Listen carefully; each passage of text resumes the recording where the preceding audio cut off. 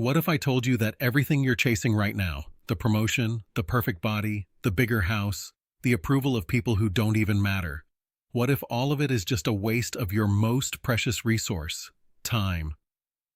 I'm 45 years old. I have stage 4 pancreatic cancer. The doctors gave me 6 months. That was 5 months ago. Now I probably have less than 4 weeks left.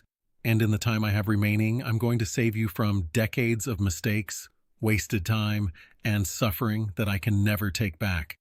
This isn't some sentimental speech about living each day like it's your last. This is me, furious at myself for how I lived, desperate to make sure you don't repeat my mistakes.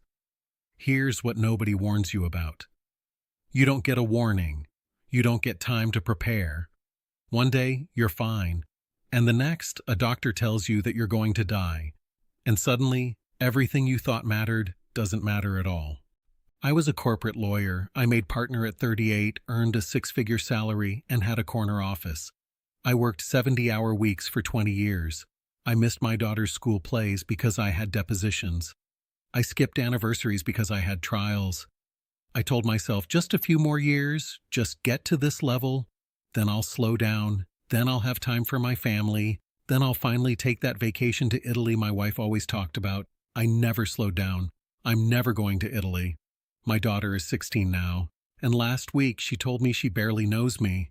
She said, "Dad, you were always there, but you were never really there." And she's right. I was physically present sometimes, but my mind was always at work, always thinking about the next case, the next client, the next billable hour. You know what's ironic? 2 weeks after my diagnosis, I got the email I'd been waiting for. They were making me senior partner, the thing I'd sacrificed 20 years for, the thing I told myself would make it all worth it. And when I read that email, I felt nothing.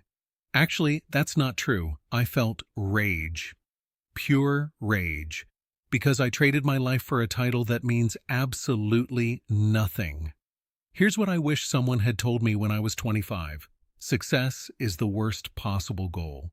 I know that sounds crazy, but achievement is a trap. You get the promotion, you feel good for 48 hours, then you need the next one. You make 6 figures, then you want 7. You get the corner office, then you need the bigger corner office. It never ends. The goalposts keep moving, and before you know it, you're 45 and dying, realizing you spent your entire adult life chasing things that don't matter. I had a friend, Marcus. We went to law school together. He dropped out after 1 year, saying he didn't want to spend his life in courtrooms. I thought he was an idiot. He became a high school teacher, made $50,000 a year. I made 3 times that. I felt so superior. Guess what Marcus did with his life? He coached basketball. He went to every single one of his kids' games. He took his wife on weekend trips. He volunteered at a soup kitchen every Sunday. He read books. He learned guitar at 40. He lived. I worked. Last month, Marcus came to visit me in the hospital, and I looked at him and realized he's the successful one, not me. Because he actually lived his life, and I just worked. I accumulated. I achieved. But I didn't live. Here's the second thing I wish I'd known. The perfect time is never coming. Never. I told myself I'd travel when I retired. I told myself I'd learn to play piano someday. I told myself I'd spend more time with my wife after this trial, or after I made partner, or after we bought the house. Every single one of those afters was a lie. My wife, Sarah, is 43. We've been married 18 years. Last week, she was sitting next to my hospital bed and she said, "Remember when we talked about going to Paris for our 10-year anniversary?" I didn't remember. She said, "You said we'd go when work slowed down?" I never went. Work never slowed down. And now I'm never going to walk the streets of Paris with my wife. I'm never going to see the Eiffel Tower. I'm never going to sit at a cafe with her and just be present with her. You know what haunts me?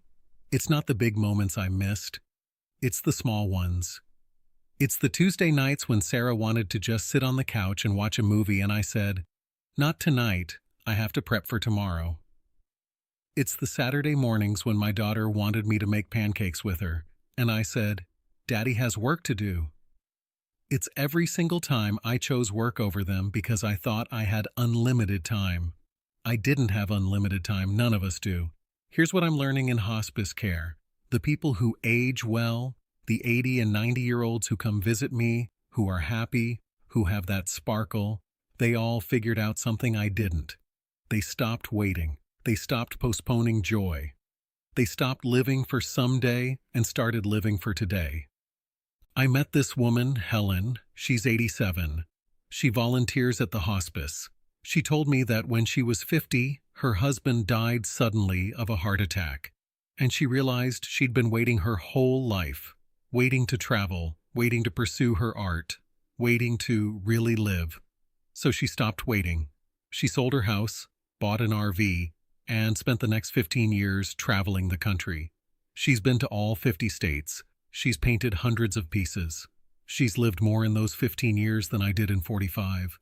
And here's what kills me. I had more money than Helen. I had more opportunities. I had more options. But she lived, and I worked. She experienced, and I accumulated. She was present, and I was distracted. I'm lying in this hospital bed right now, and I can't eat solid food anymore. I can barely walk. I'm on so many pain medications that half the time, I don't know what day it is. And you know what I think about?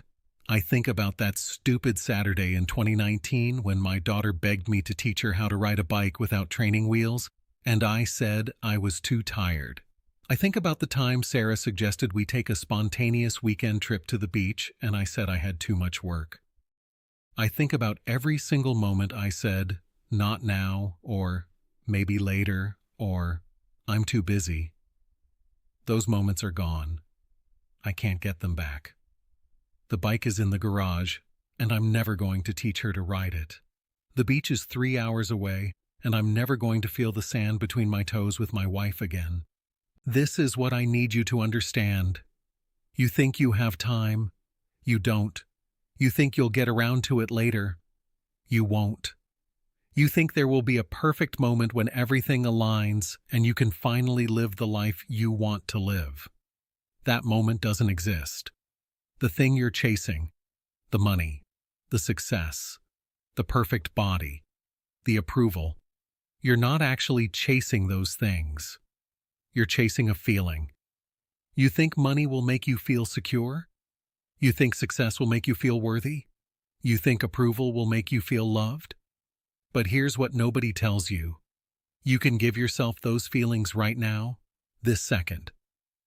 I spent 20 years trying to feel worthy through my career, trying to prove I was good enough by making partner, by winning cases, by earning more.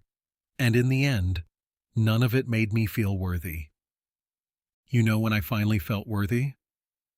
Last week, when my daughter held my hand and told me she loves me. Not because of anything I achieved, just because I'm her dad. That's it. That's the feeling I was chasing for 20 years, and I could have had it any Tuesday night if I just put down my laptop and spent time with her. I have a bucket list I'm never going to complete. Learn Italian, visit Japan, read the classics, start that novel I always talked about, hike the Appalachian Trail, learn to sail. None of it is happening. The list sits on my bedside table, and every time I look at it, it's a reminder of everything I postponed, everything I thought I'd have time for later. But here's what I want you to understand. The bucket list isn't the problem. The problem is the word someday. The problem is thinking you'll do it after you achieve this other thing first.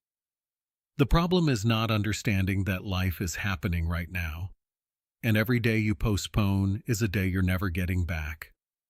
My daughter turned 17 in 2 weeks. I'm probably not going to be here for her birthday. I'm definitely not going to walk her down the aisle at her wedding. I'm not going to meet my grandchildren. All those moments I was working toward. Retirement, grandkids, finally having time. They're not coming. They were never guaranteed. I just assumed they were. Last night, Sarah asked me, if you could go back and change one thing, what would it be? And I told her the truth. I wouldn't change one thing. I would change everything. I would work less. I would be present more. I would say no to clients and yes to my family. I would take the trips. I would learn the guitar. I would sit on the couch and watch stupid movies. I would make the pancakes. I would teach her to ride the bike. I would go to Paris. I would live, but I can't go back. The only thing I can do now is tell you, don't wait. Don't postpone. Don't sacrifice your life for things that don't matter. Because when you're lying in a hospital bed with a month left, you're not going to care about your job title. You're not going to care about your salary. You're not going to care about how much you weighed or what people thought of you. You're going to care about the moments, the ordinary, unglamorous, beautiful moments you had with the people you love. And you're going to wish that you'd had more of them. I have 4 weeks left, maybe less. My daughter is at school right now. My wife is in the cafeteria getting coffee. And I'm lying here thinking about all the time I wasted, all the moments I missed, all the things I said later to. Don't do what I did. Don't wait for someday. Don't postpone joy. Don't sacrifice your life for success. Because success without life is just emptiness. Achievement without presence is just hollow. And money without moments is just numbers. Live now. Right now. Today. Call your parents. Hug your kids. Take the trip. Learn the thing. Do the scary thing. Be present. Stop waiting for permission to live the life you want to live. I'm out of time. But you're not. Not yet. So what are you going to do with yours?